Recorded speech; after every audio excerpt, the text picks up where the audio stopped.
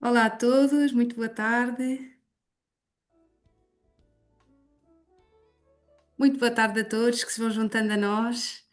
É uma grande alegria estar aqui hoje novamente, depois do final de tarde maravilhoso que tivemos ontem a oportunidade de ter neste início da Semana Temática sobre Saúde Relacional nos Primeiros Anos de Vida, que é uma semana temática que está a acontecer em parceria entre o Relational Lab, a organização à qual eu pertenço, e a Fundação Brazelton Gomes Pedro e a Fundação Nosso Senhor do Bom Sucesso.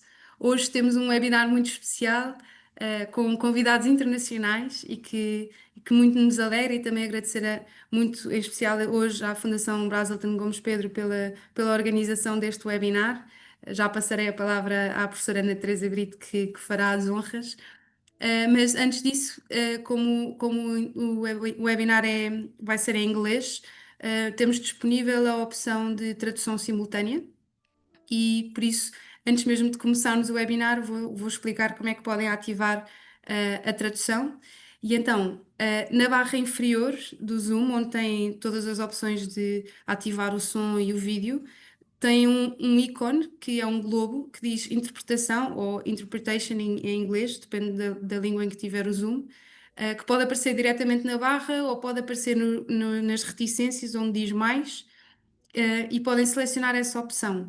Quando selecionam a opção, da tradução ou da interpretação, vai aparecer esta imagem que está no ecrã, onde podem selecionar o canal que desejam ouvir. Se desejarem ouvir o áudio original, fica como está, ou podem selecionar o canal em inglês, é igual.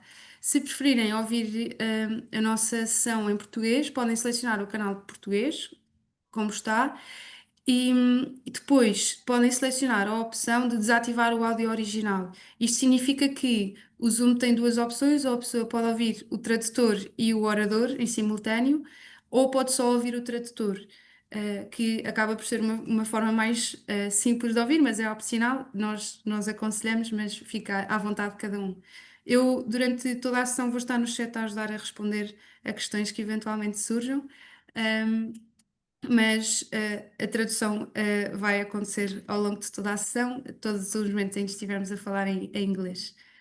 Uh, Como já estamos um grande número de pessoas e muito nos alegra, muitos mais chegarão com certeza ao longo da tarde, se calhar passo já a palavra à professora Ana Teresa Brito, que conduzirá a sessão a partir de agora em inglês.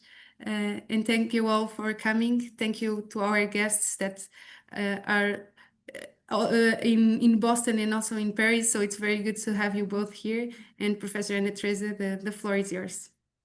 Ah, muito obrigada, bem-vindos, bem-vindas. Thank you so much, Marta. It's such a great pleasure to be here today. É excelente estarmos aqui juntos. Vou passar a falar em inglês, mas estas primeiras palavras são mesmo assim de abraço para todos e de dizer que bom que é aprofundarmos este nosso olhar, esta nossa forma de ser e de estar abertos a acolher os primeiros anos de vida como etapa maior do nosso princípio de ser humano, de ser pessoa. Então, hoje, em nome da Fundação Brazelton Gomes Pedro, nesta parceria com o Relational Lab e com a Fundação Nossa Senhora do Bom Sucesso, damos aqui as boas-vindas aos nossos dois convidados, que tanto nos honra terem aceitado estar connosco e podermos partilhar do seu saber, do seu conhecimento, da sua sensibilidade. So, dear Jane Singer, dear Joshua Sparrow, you are two of my favorite people. I profoundly admire you and love you, and to know that we are going to be here today with so many people that can share your knowledge, your sensitivity is really a big joy. I will present what we are going to hear you talk about, and hopefully I will be very pay all the attention to what you are going to share with us, and also to what people can ask, and we can perhaps hopefully we will get in the end time for questions and answers. So let me start by presenting you. deeply connected to Barry Brazelton's work and legacy as a pediatrician, researcher, and as a person, Jane Singer and Joshua Sparrow translate the principles and assumptions of the Touchpoints approach in their way of thinking, feeling, doing, and saying. Joshua Sparrow is the executive director of the Brazelton Touchpoints Center, as well as a part-time associate professor of psychiatry at Harvard Medical School. His deep interest in the social and economic determinants of health and of mental health, in community self-strengthening, community-based prevention, and health promotion are remarkable and profoundly connecting to his areas of interest that include culture and the dynamic developmental system theory in child, family, and community, healing, recovery, and development. Jane Singer is the director of the Developmental and Relational Health and assistant professor of pediatrics and psychiatry at Harvard Medical School. She also is a senior attending psychologist at Boston Children's Hospital. At Brazelton Touchpoints Center, Jane organized the Early Care and Education Initiative as an adaptation of the Touchpoints approach to infuse preventive social emotional health into early education, which particularly brings us together. Areas of interest include the relevance of family involvement, engagement, and support, infant and early childhood mental health, and early relational health. They represent a multidisciplinary team at Brazelton Touchpoint Center and also illuminate the path of the Brazelton Gomes Pedro Foundation for Baby and Family Sciences. The joint work and deep friendship between Dr. Brazelton and Professor Gomes Pedro are our greater inspiration. What drives us every day to try to become better people and better professionals. Today, we asked Joshua and Jane to share with us in this webinar 4 points. The first, who Brazelton was and how his vision of the baby as a person changed the world. What are touch points and how they translate a life dedicated to children and families. How relational health is at Touchpoint's deepest foundation, involving babies, children, families, providers, and community.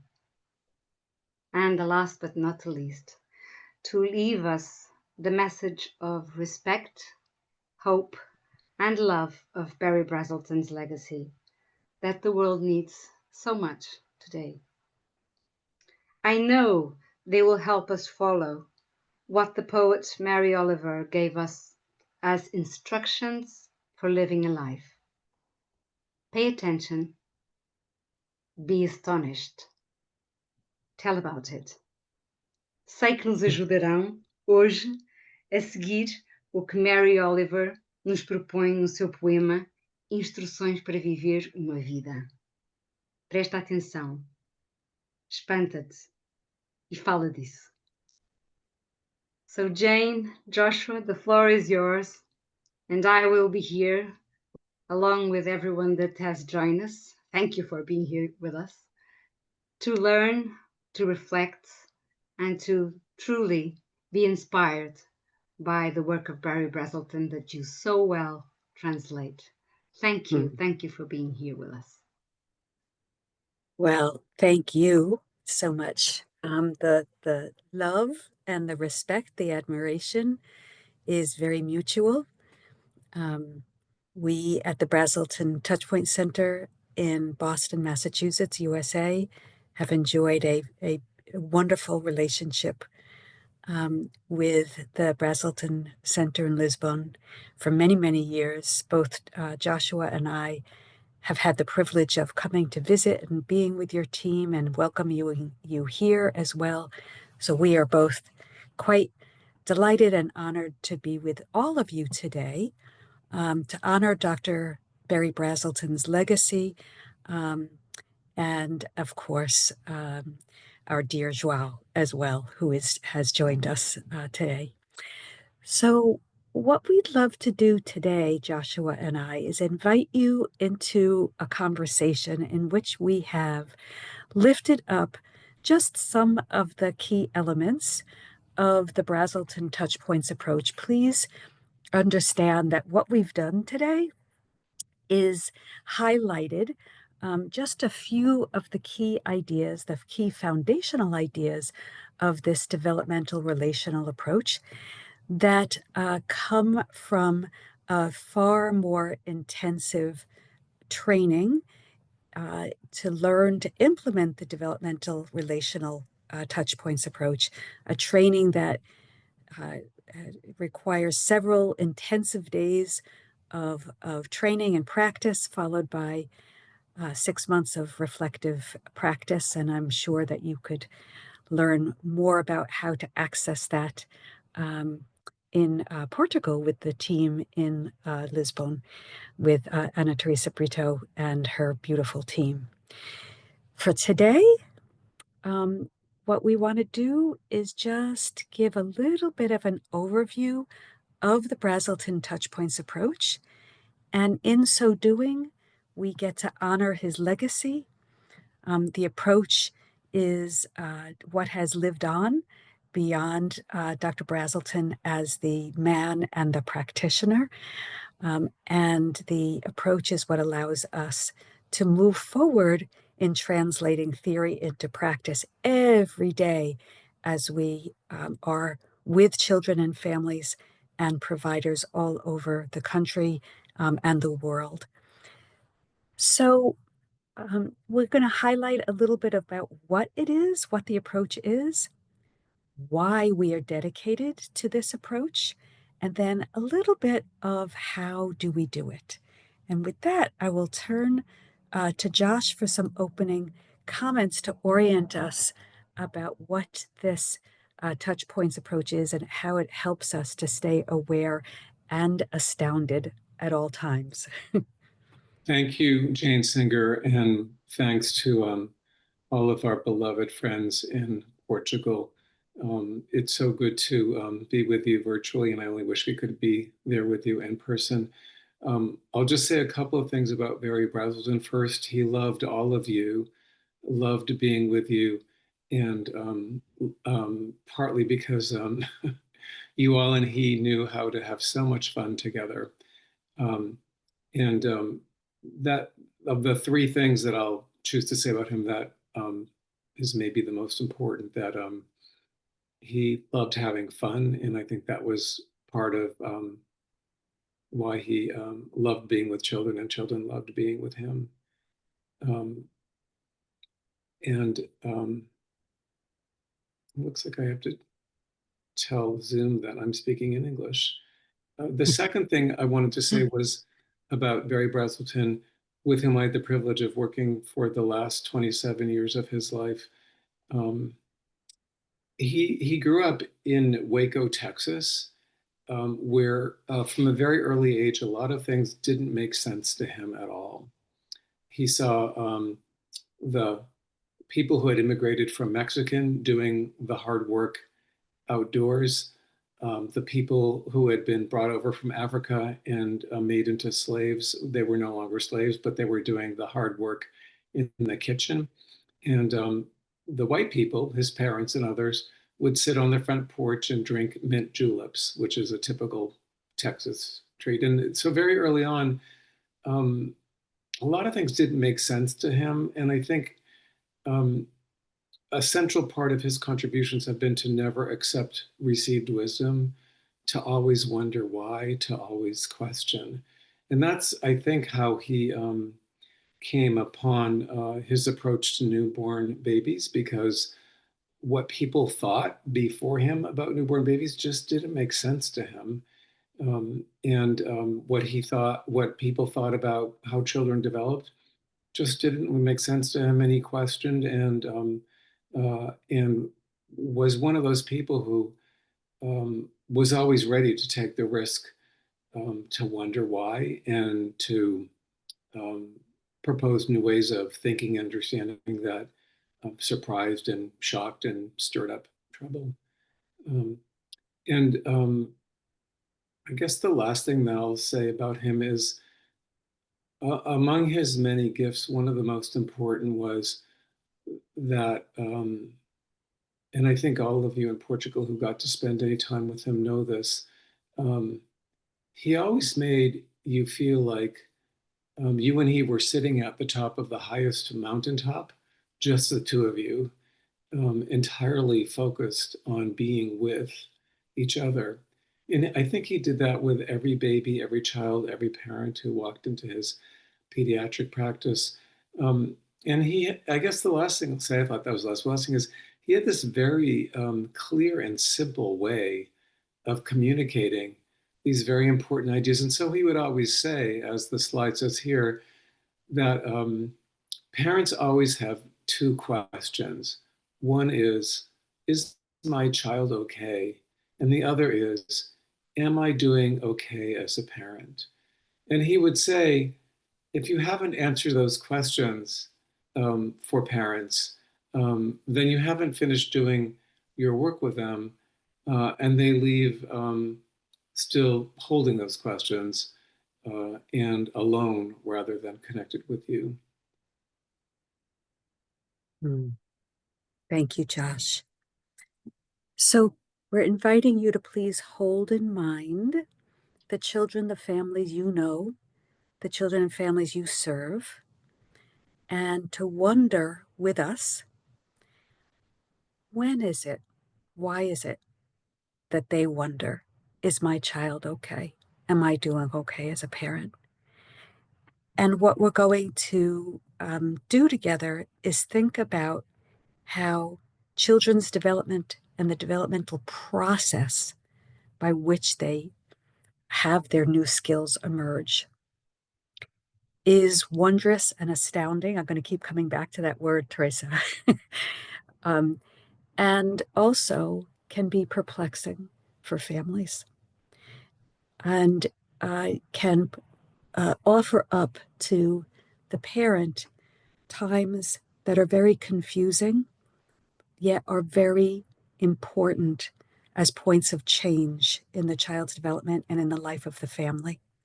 And so the approach itself that is largely based on the research and clinical practice of Dr. Brazelton, the Touchpoints approach, it is a strengths-based approach, an approach to how we engage families that combines a unique way of thinking about development and developmental process and embeds that understanding with some communication skills and strategies that we use intentionally, on purpose, and with practice that provides a way to feel and show deep respect for the importance of those key relationships in a young child's life as they're just getting started out in their family. And so what we want to do is first think about, well, what is a touch point? And so I'm going to bring to you just a few seconds of listening to Dr. Brazelton himself talk to us a little bit about what is a touch point. So let's start there. I'm going to stop sharing for a second so that I can bring up the video of Dr. Brazelton, and let's take a listen to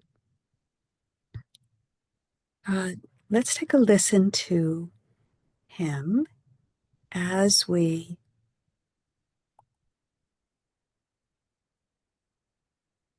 deepen our understanding of what he means by a touch point. All right, I'm going to put the sound way up on my screen. Let's take a listen. This is not Dr. Brazelton here. You'll see him in just a moment. I love the way he reaches over and grabs you for security.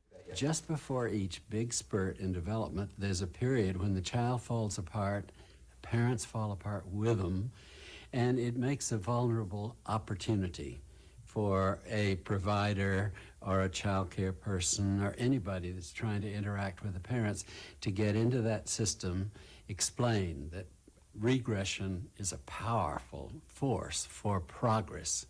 And then when the progress occurs, the parent says, oh, I know what I'm doing.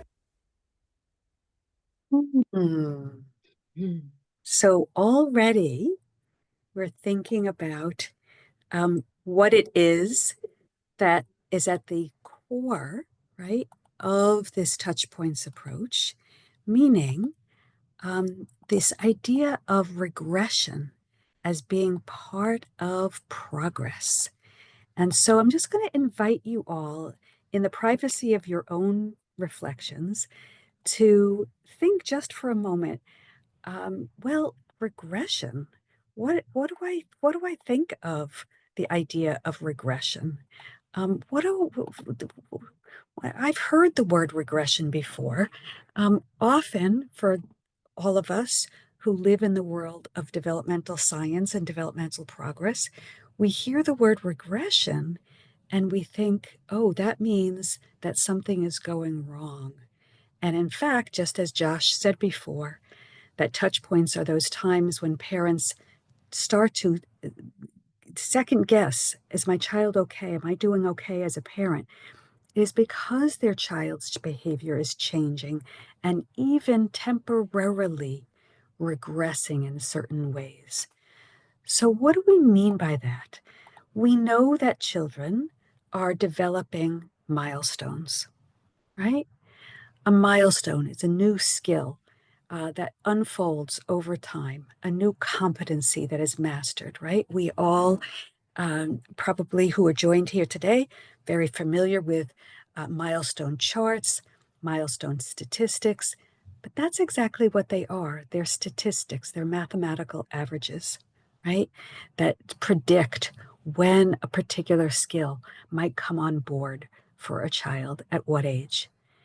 But instead, this approach asks us to think about the process by which the child develops their skills, right? We know that a child is unfolding their skills not just according to their nervous system and their neurodevelopmental profile, but also because of their experience of themselves as they develop and their experience of the people around them. And so this process helps us to move beyond our understanding of milestones and understand that actually, in order to make progress, there are temporary periods of developmental disorganization. That's what we call the touch point. Disorganization for the child and their behavior, their regulatory skills, their caregiving routines, and disorganization, of course, then for the family, followed by reorganization, right? And the emergence of the new skill, the new developmental capacity. Yeah. So that's a little bit about what the what of touch points is. And the other pieces of what it is a very strengths-based way of understanding children and families, because when the child hits a touch point, their behavior, their functioning might regress temporarily, fall apart on their way to reorganizing, and feel quite challenging to the adults around the child. But we can adopt a strengths-based attitude about the child and about the child's behavior that offers a strengths-based lens for the family to also see and appreciate their child. The approach itself is an evidence-based approach to working with families across all family-facing service settings. The evidence base behind it is that practitioners and families who receive practitioners using this approach increase developmental knowledge, developmentally appropriate care, build better relationships with their child's providers, and most importantly, that practicing this approach stabilizes stress for parents that they experience over the course of their child's early childhood. And so the approach itself is one in which we are asking of ourselves, with the respect that Anna Teresa mentioned, to join the family system of care rather than asking the family to join our perspective. And of course, we are an international site network. Though we are based in Boston, we have, as you see, friends and colleagues all across the country and internationally. So we are thrilled that you are joining us in the conversation today, and that you'll consider continuing to stay connected with the thousands and thousands of providers internationally who are integrating this way of thinking about development and this way of being with families into your practice. So let's pause.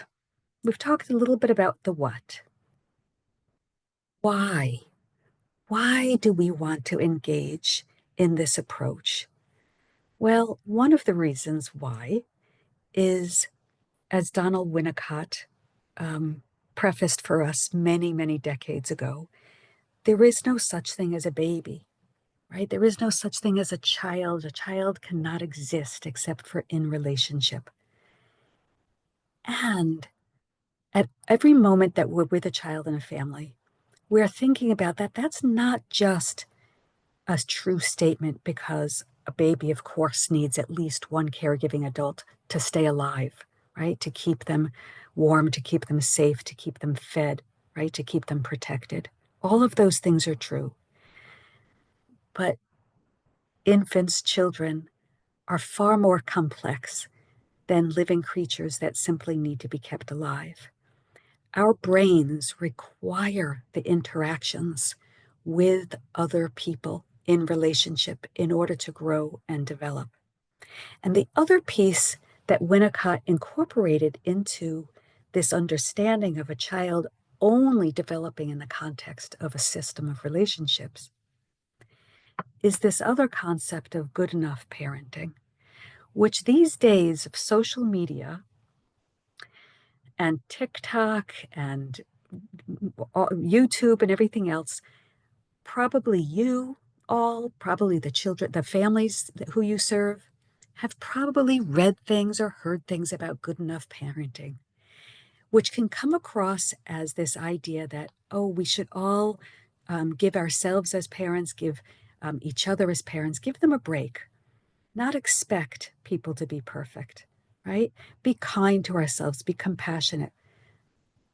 All of that is true, but that's not what Winnicott meant by good enough parenting, right? What we mean by good enough, right, is that development requires there to be some conflict and some tension between a child and their parent.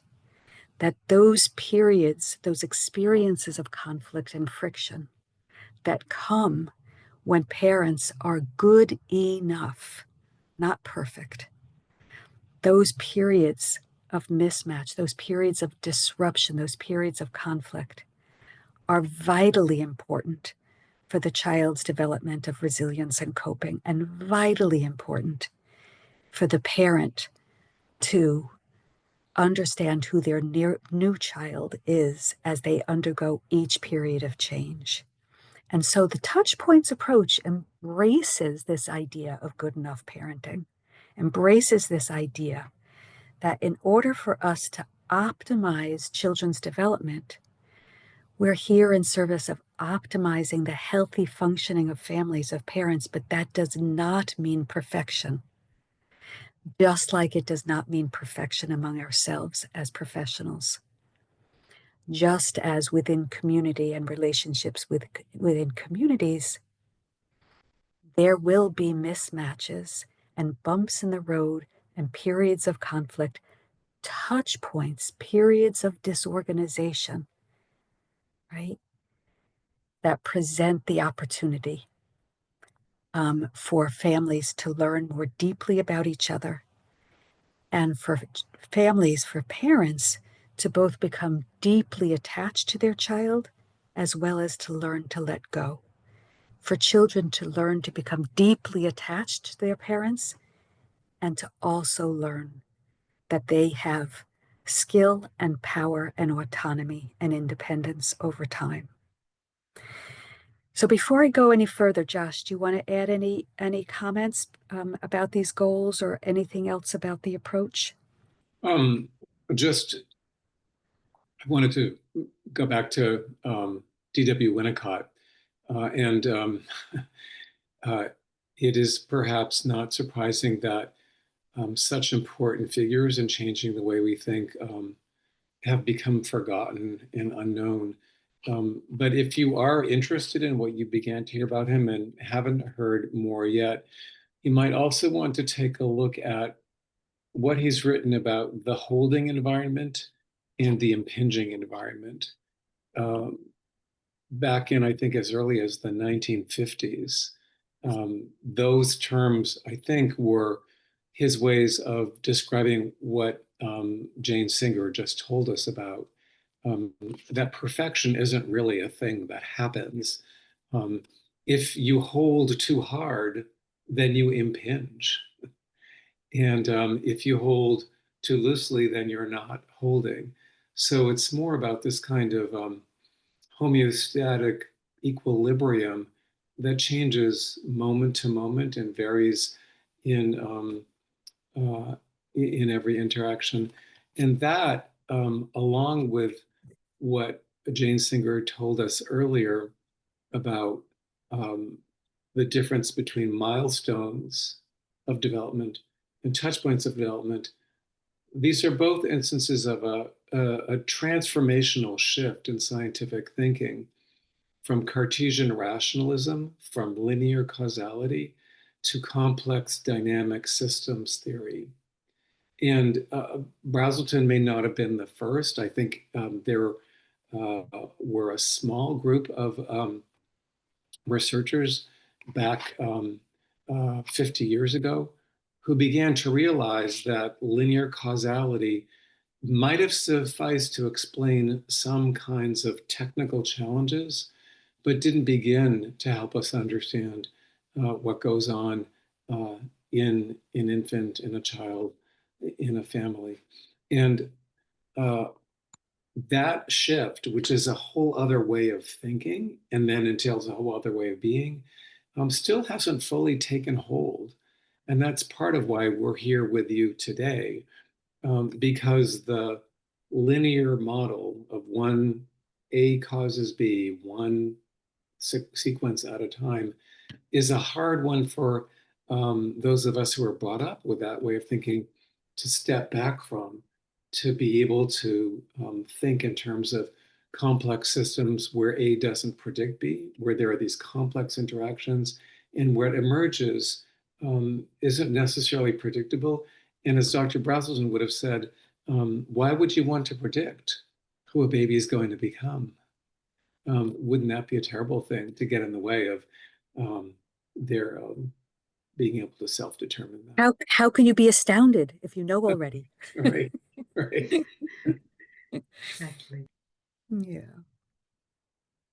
Great. Thank you, Josh. So we've talked a little bit now about Dr. Brazelton. We've talked a little bit about what a touch point is, this period of disorganization and reorganization. We talked a little bit about why, right, we want to engage in this to optimize children's developmental potential by understanding this developmental process. And then the how we get there is relationship-based care, right? If children's development is occurring within those complex systems of care around the child, then our way of being, right, applies that systems theory in how we understand the child and their behavior, but also, how is it that we engage families and support them in their relationships? And that process, of course, varies based upon the particular culture, lifestyle, history of the family, right? And so we don't presume that we know everything that's going on within the system, but we do want to adopt strategies where we get a chance to learn from the family what it is that their experience is, what it is that their hopes and dreams are, and how are they navigating the touch points, these periods of disorganization that can be quite challenging for families and are deserving of support from all of us who are gathered listening today to help the child and family navigate those periods of friction in service of staying firmly held and strongly attached. So this is what we've been exploring, this developmental framework. And the Touchpoints approach has equal parts a developmental framework and a relational framework. And those frameworks in the Venn diagram of this approach, they overlap around children's behavior. Developmental framework. How do we understand the process of moving forward, the bursts, and then the pauses as the skills are consolidated, but also anticipating that there's going to be these periods of regression. So as I unfold the next few ideas, I'm just going to invite you to think in your mind about the children you know, all right? The children you know and their process of development. When is it that families come to you asking, is everything okay? When is it that you as a professional wonder, is everything okay? Right? When is it that you realize that, oh, I was kind of wondering about this child, and then suddenly there's a burst in a skill?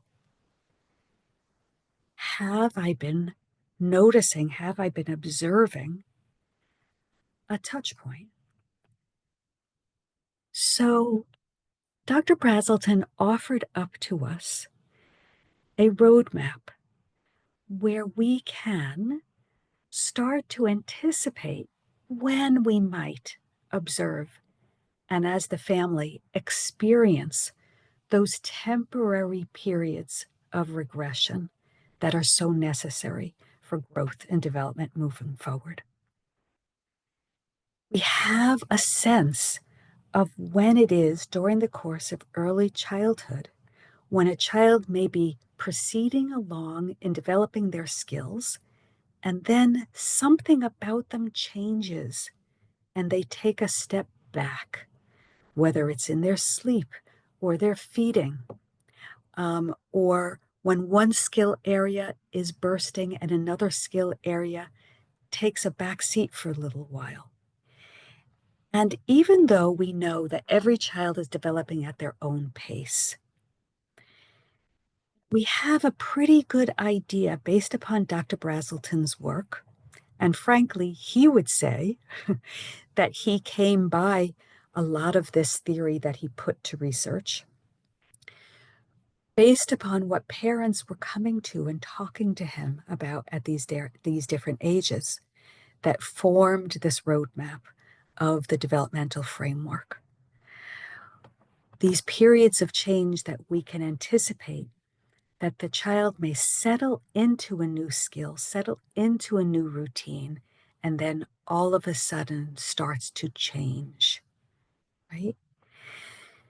And we know in the first couple of years of life, those touch points are pretty visible, right? The child is learning to be able to see across the room when they're 4 months old, and suddenly feeding gets thrown off because now they're very distracted by what's going on. The child learns to become mobile, when they're about 9 months old and be able to move, and maybe their sleep falls apart because they come up into light sleep in the middle of the night and they start practicing. A child, even the tantrums of a 2-year-old are visible. We can see the signs of the periods of disorganization. Once the child turns that corner beyond toddlerhood into those preschool years, they're still going through those periods of disorganization, but the behaviors that result, or the skills that are part of that process, are a little bit less visible. So the 3.5-year-old, the 4-year-old, who might wake up during the night now because they're frightened, because maybe there's a monster under the bed, or they thought they could see something out the window, right? Their imagination is bursting and their sleep might regress. So the behaviors that we can observe in the child, that we can be astounded by, that we can respect, right, communicate this process. And they communicate the process differently depending on the age of the child. And not every child's developmental profile is unfolding in the same timeline, right? And again, back to milestone charts, right? Milestone charts are important. We want to identify if a child needs extra support when they're young, of course. But even if a child is not walking at the age of 12 months, right?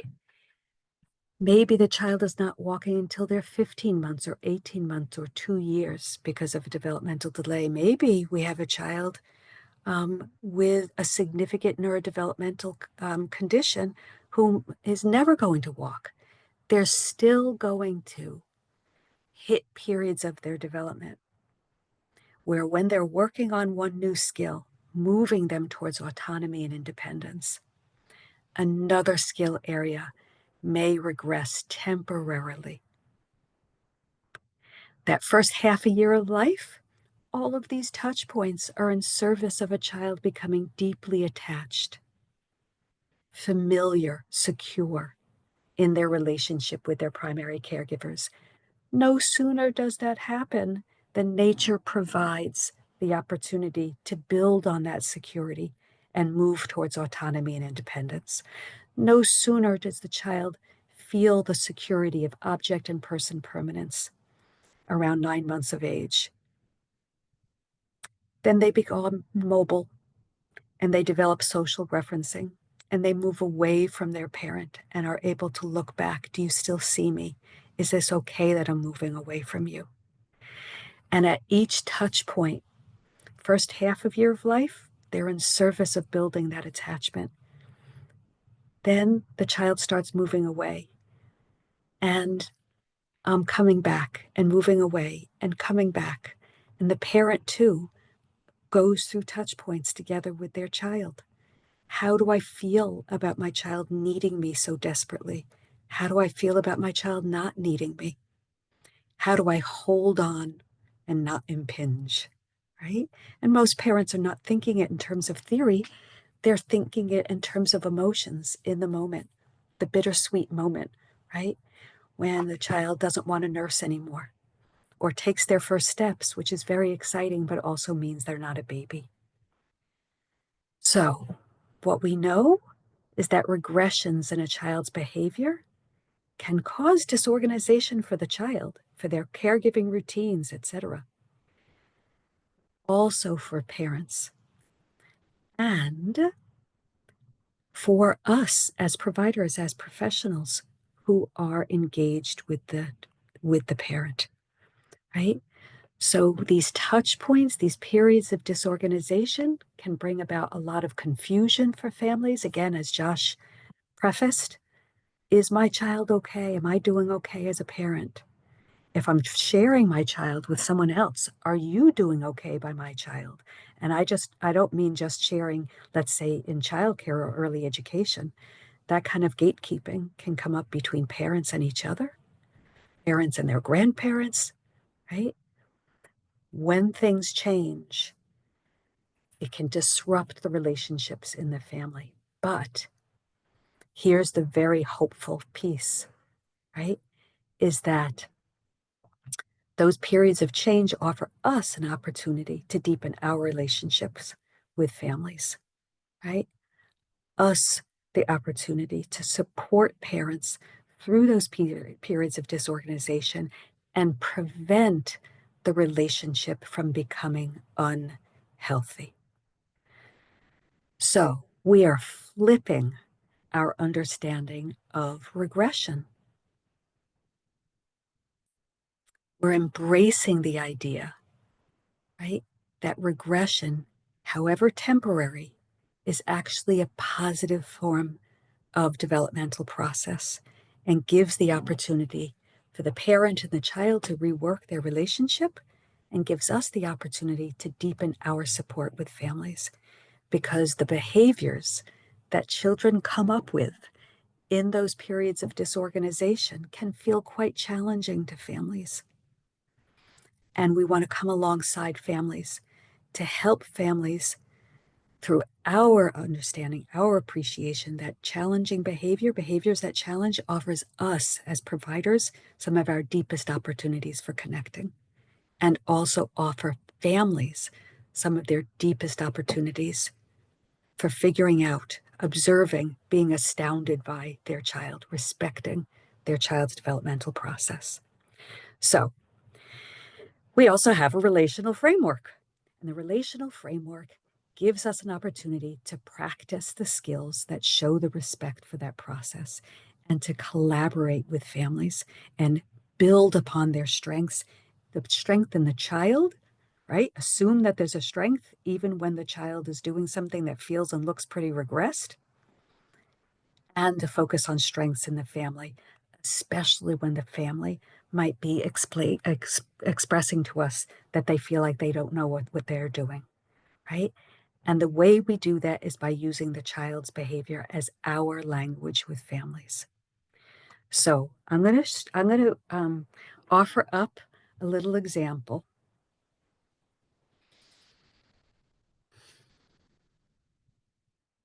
And this is not an example that you're going to come by every day in your work, but it is an example that shows just how tender and how sensitive and how critically important these touch points are. So the example I'm going to share with you ever so briefly is about a child that I came to know when the child was 20 months old, and the parent brought the child in for a developmental evaluation. And the parent's question for the neurodevelopmental evaluation was, what is the neurodevelopmental disorder that my child has that would account for their behavior? 20 months old, and the child had already been asked to leave 2 different child care programs. And now they're in a 3rd place, and the teachers in the program are saying he can't come back until we understand what is wrong with him. And the child's family had turned to the child's pediatrician for some guidance, who then referred the child to some community-based mental health support services, who then sent the child for a neurodevelopmental evaluation. By the time the child came for the neurodevelopmental evaluation, he was already medicated with an antipsychotic medication and had a description as being a threat to self and society.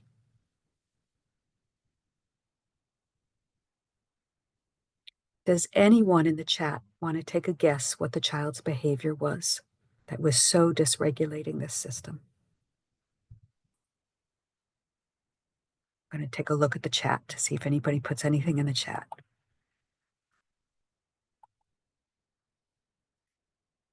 Which, of course, I can't understand. So, Anna Teresa, I'm going to ask you, is anyone putting anything in the chat? I'm here to translate if needed. Okay. Okay. So, if anyone wanted to take a guess. Sleep. He was biting his friends. There we go.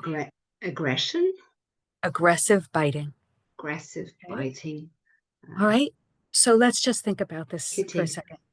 20 months old. How common is biting? Very common. Had this child's biting become more frequent, more intense, of longer duration than typical? Yes. But in the course of the neurodevelopmental evaluation, when I was first getting to know them, what I realized, right, was that they've gone through touch points previous, these periods of static. And instead of the relationship staying healthy, their relationship had derailed. So we want to go back to, where did the relationship start to derail? I'll ask anyone, when do you think this child first bit another person?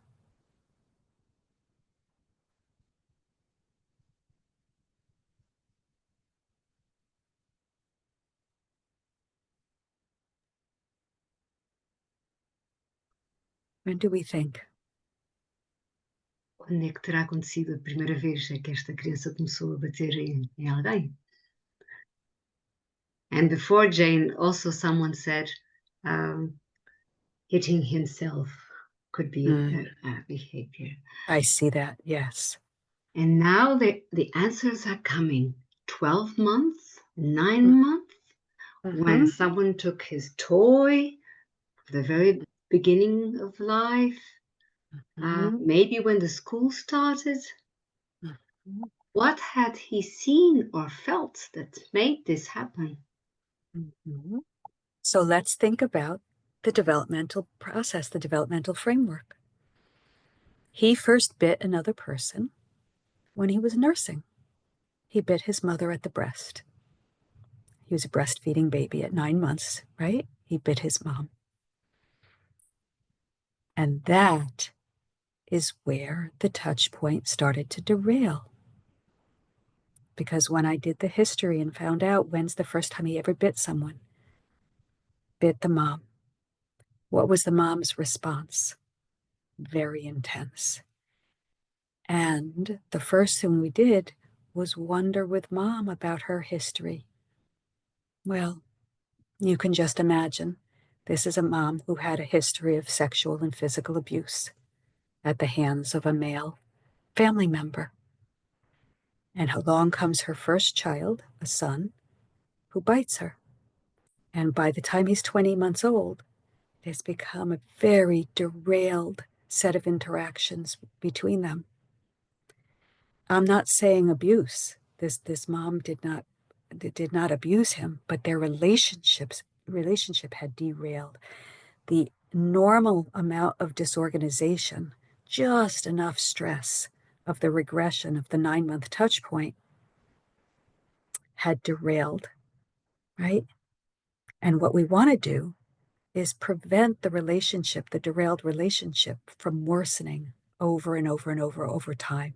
And instead, right, come alongside. I loved working with them. I worked with them pretty intensively for the next 6 months. We worked on their relationship. He did not have a neurodevelopmental disorder. But the question becomes, where was the anticipatory guidance? Where was the system in place for a mom with that history to have someone come alongside her, OBGYN, her primary care physician, pediatrics, to wonder ahead of time, what is it going to be like for you the first time you are hurt? So that's a pretty extreme example. I don't know, Josh, do you want to just talk a little bit about, some of the more typical points of stress for a 4-month-old, a 9-month-old, a toddler? One of my favorite ones is the 9-month touch point, because there are several wonderful new capacities that emerged at about that time. One of them is pointing, and another is social referencing, which is the ability to understand the facial expressions very clearly. And the third is crawling, mobility. And the combination of those three can be quite a surprise for parents, because when you put them together, you have a baby who can crawl towards an electric socket, point to it, and then look back at the parent and see the parent's face saying, no, do not do that. and then the baby keeps on crawling towards the socket, looks back again. And so it's probably the earliest instance of what might be called testing limits, but it's really this kind of exploration of the child's ability to use his or her behavior to make the parent's face look a certain way. And so there's all this learning that's going on for the baby, but for the parent, part of the learning is that caring for a baby is now not just holding and loving the baby, but also saying no, and saying no, as Barry Brazelton would have said, like you really mean it.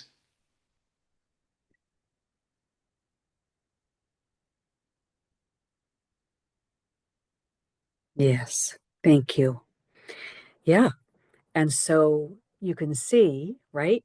The relationship is the source of the security, and it's also the place where the conflict, the friction plays itself out. And it's important for the baby to be able to move away from the parent and start to test to see what the responses are.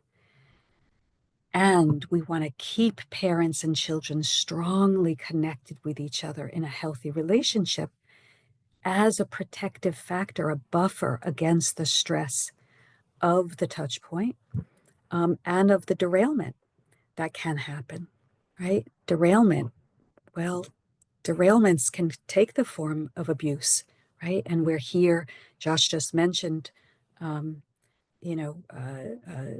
testing of limits. Well, we know in early childhood that the risk for abuse is tied to developmental process, sleeping, feeding, toileting, tantrums, and need for limit setting, right? So we want to get out there ahead of time and understand, right, that just like development, not being smooth and linear, becoming and being a parent is not a smooth and linear process.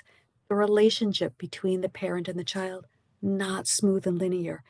The developing relationship, just like developmental process, right, will have necessary disruptions, mismatches, tensions that are healthy for the child's development as long as there's enough repair, right? And nature provides. The touch point provides the opportunity for a little bit more of the stress, a little bit more of the mismatch. And as the child's skill consolidates, they get reorganized, the opportunity for repair, especially, right, if we come alongside the family to anticipate ahead of time and to be with the family through that period of stress and predict out to the strength that is being practiced. So we're just going to invite you for a moment to think about a time when you were with a family and what you observed or what you heard from the family was that their child is changing. And what was it about the child and their behavior in their relationship with their parent that was disorganizing? Was it their mood? Was it their sleep? Was it their feeding? Was it their behavior? And just think, what developmental touch point do you think that maybe the child was in based upon thinking back, what new skill are they working on now or emerged after that period of disorganization? So in a little while, we're going to open up for some questions and answers, but keep that in mind because we'll be very curious to hear from any of you if there's a child who's coming into your mind who that's what you're thinking about now, like, oh, that period of time that like, oh, was that maybe that wasn't a sleep disorder. Maybe it was a sleep regression as the child was developing a new skill. And so what we're practicing together, right, is reflective practice. We're thinking about what it's like for us to be with the child, the family, to be aware of our own emotional responses to the child and family, and to use those emotional responses as important data as we apply in this framework a set of strengths-based attitudes. Those are our assumptions, right? About the child. Oh, if things are falling apart, we're going to presume they're working on a new skill. If families are struggling, we're going to presume that they have strengths. And Touchpoints principles. Those are our relationship-based strategies and our way of being with families as tools to engage them before, during, and after the touch point. So again, the assumptions are our strengths-based attitudes. The guiding principles are our relationship-based strategies. And we're going to invite all of you to wonder together, what happens when we adopt a strengths-based assumption about a child's behavior that might be quite challenging to a family? What happens when we adopt a strengths-based assumption about the family, about their capacity to meet the child's needs? So I'm going to bring you back to the example that I was sharing with you before about the little one who was brought in for a neurodevelopmental evaluation. When I found out from the mom, when's the first time he bit you? And she said at the breast when she was nursing, and she screamed. One of the first things I said to her was, oh, and you were still determined. It was still really important to you to breastfeed your baby. How did you find that in you? How did you find that strength in you to keep nursing after it had hurt so much and been so distressing? How did you still keep nursing? Right? So our strategies are built upon our presumption of strength about the child, about the family. It's a mindset that we intentionally choose, a lens to look through when we're observing the child and the family. We're not asking the parent to prove their strengths with us. We're asking of ourselves, choose that as our attitude. And one of the strengths-based assumptions that we use is all families have strengths. And to apply that strengths-based attitude towards our understanding of development, to really embrace and value disorganization, to understand that those periods of disorganization are critically important for the child's developmental process. And when we anticipate those disruptions as necessary and healthy, and we use the child's behavior as our language to narrate what we see and invite the parent into observing with us, we then get to hear from the parent. The example I shared with you, I know it's a sensational example, but when I asked her, what does the biting mean to you? This is when I first met her. She said that he's going to be in jail someday. Yeah. And so the work then at that point was to undo, right, the damage that had been done, the derailment in the relationship, right? To use every new touch point thereafter to deepen their relationship and repair their relationship. And when we use the child's behavior as language, we get to hear from the parent what meaning they're making. So I am going to pause there for some comments from Josh, and then I'm going to ask Anna Teresa if we have any time for some question and answers. We have a little time. We're past the time we thought we were going to end, but I think it was so wonderful to listen to you and to be challenged by the questions and by the example you brought, that hopefully, if everyone is okay, we could take more 5 to 10 minutes just to have Josh coming in with us in this last wrap up, and also to listen a little bit to what people are thinking, and perhaps 1 or 2 questions.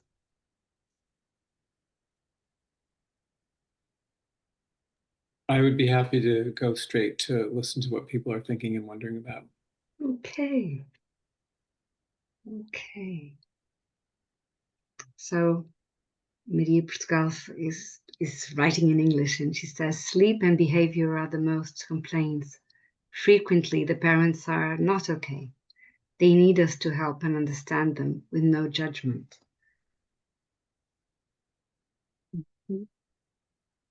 Yeah.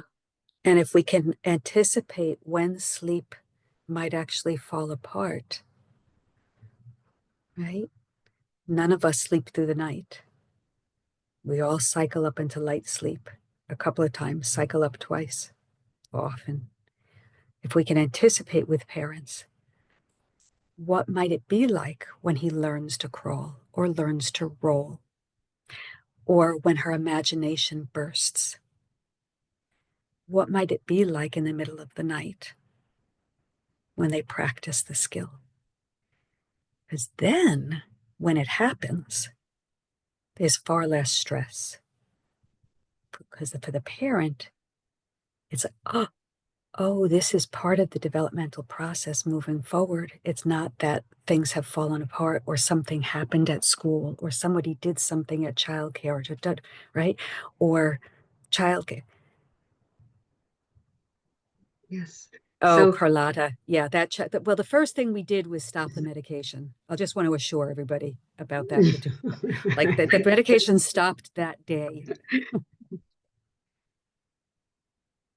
in a world that family hurry so much, well, what answers and want to solve problems and have answers very quickly? What can we do? I was just remembering what Josh told us about the way Brazelton really felt that each one of us was truly heard, truly present when he was with us. And just to put that into the reflection about this question. And I'm seeing in the chat also from Isabel, a great admirer of the Touchpoints approach, has been an asset throughout my practice as an education professional, which in some ways, Maria answers your question about in a world so full of hurry, family want answers. Well, can we build in the answers in some ways beforehand, right?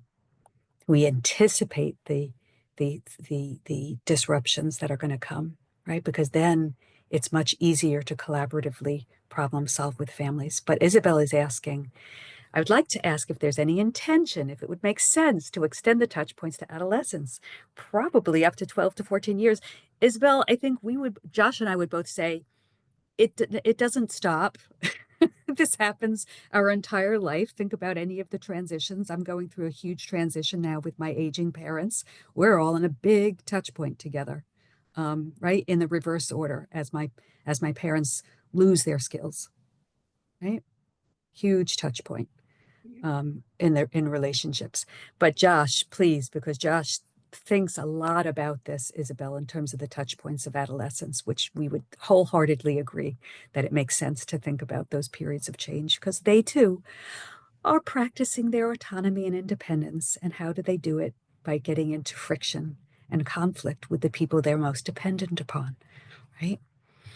Josh, you want to comment?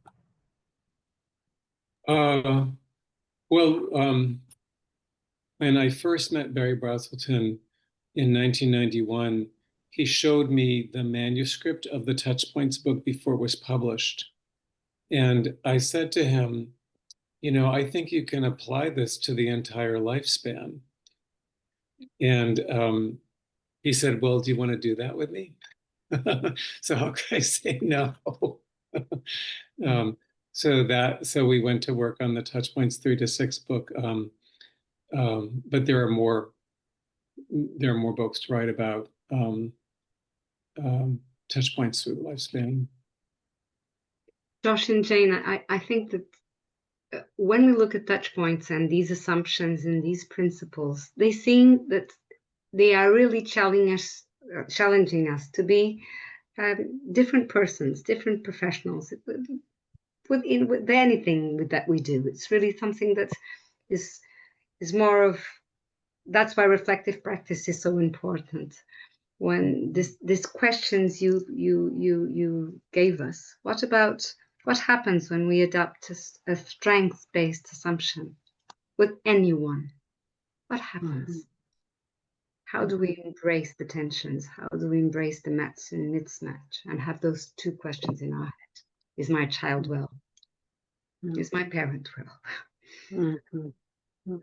Am I being a good parent? Am I being a good daughter? So it's kind of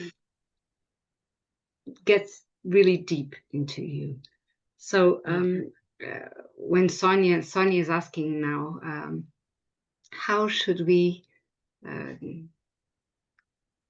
approach families and the young people now that with computers and aggressive video games and aggressive kind of behaviors that they induce, how should we embrace it and how should we meet the family and the young person?